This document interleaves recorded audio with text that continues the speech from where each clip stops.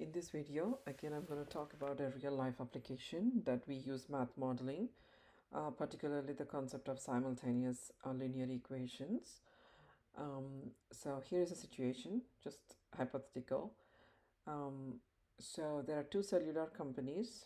Okay, this is considering a hypothetical scenario, and two different cell phone plans are offered, and you want to determine at what point the costs are going to be equal. Okay, so situation A, this is how you have to interpret plan A. Monthly fee, flat fee is $30. So straight away you need to know that when they say flat fee or monthly fee, this is going to be your y-intercept. Okay, then the next one is cost per text message. Per value determines your gradient. So here what they are saying, 0.10, basically like 10 cents per every text message. This is your gradient. In other words, it is your slope or rate of change, right? So your equation, so determine an equation based on this information. How would you write that? So the cost for plan A can be CA is equal to mx. M is 0.10. Text messages can be treated as your x variable, so t plus 30, right? And in plan B, the monthly fee, again straight away you need to know that this is your y-intercept, and cost per text message is 0.15 cents or 15 cents, $15 or 15 cents. So per unit is per value, or anything that says per is straight away your gradient. So this is going to be cost of B, or CB. We can treat it as C subscript B equals 0.15 t. T represents your x variable, plus 20. 20 is your y-intercept. So this is how you could have done it, right? So let CA be the total monthly cost of plan A, CB be the total monthly cost of plan B, and T represents the text messages sent in month. So these are your y's and this is your x. So you're creating two equations, so two simultaneous equations to compare. Now to find the number of text messages at which both plans cost the same, break-even point, right? So you're trying to find a break-even point where the cost is same.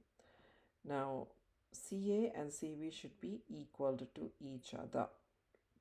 Remember, the break-even point or the point of intersection or the solution is a common point that fits for both equations. So that particular x and y, right, is matching in both equations.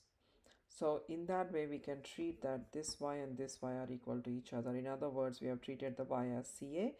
So cost for plan A and cost for plan B are going to be equal. So they're asking you at what point these both are going to be the same. So that's why we're equaling them to each other.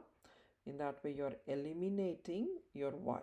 Okay, so now you can say 30 plus 0.10t is equal to 20 plus 0.15t. All I'm doing is I'm saying equation 1, let's say this is equation 1 and this is your equation 2, I'm equaling them to each other.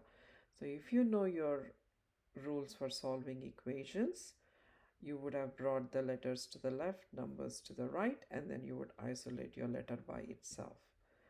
So minus 20 minus 20, so then you have 10 plus this, so then you can do minus 0.10t on both sides, right? And then you would end up as 10 equals 0.05t. Some students struggle to see t on the right side, so all you have to do is just swap. So you can write this as 0.05t equals 10. Okay, so in this way all you did is you just swap, then divide both sides with 0.05 because you need to isolate your t, right? The t, anything that is with the t have to be cancelled. So right now these two are in multiplication, so the opposite of multiplication is division. That's why you divided both sides with 0.05. When you do that, 10 divided by 0.05, if you have calculators with you, type it in and see if your answer is 200. Therefore, what do we conclude? T represented our text messages in the situation. So when both of you are sending 200 text messages in a month, that will result the same cost for both the plans. I hope this example was clear to to show you that how simultaneous equations can be used to compare two different cell phone plans, which is a real life situation, and determine the usage point at which their costs were same. So this is one of the examples of math modeling applying to real world situations, guys. Thanks again. These are the advantages of simultaneous linear equations. Hope you have enjoyed the video. Have a wonderful and blessed day. Thanks, guys.